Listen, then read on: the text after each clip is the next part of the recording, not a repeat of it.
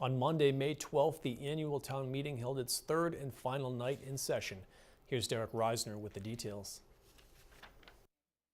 The last session of town meeting was relatively uncontroversial, except for Article 37, Appropriate for General Fund Cash Capital.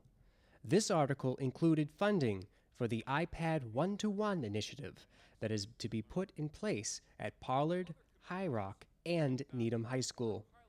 Those against the article were upset that many parents would be required to pay for their children's iPads. But I have been contacted by a number of parents that live in my neighborhood and in my precinct about this. They are calling it the sixth grade tax, the $700 tax. And for families that have more than one kid, that is a lot of money. And it's coming on top of the override that just came through. It's just a lot. And there are legitimate concerns about 11-year-olds getting onto the internet.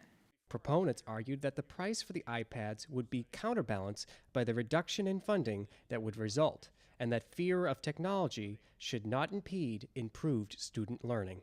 I think there's a lot of fear around technology, around the use of technology, but the reality is we need to teach kids how to use technology properly and responsibly, and that's really more likely to happen in a classroom where they're really using it actively as an integral part of their education than it is in a home.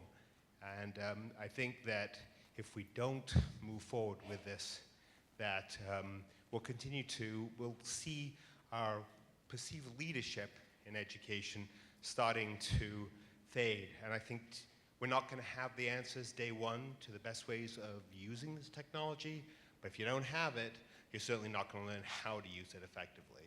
Even though the article was adopted, the omnibus, which was also adopted, included a non-binding resolution to direct the proponents of the iPad program to reduce the financial burden on parents.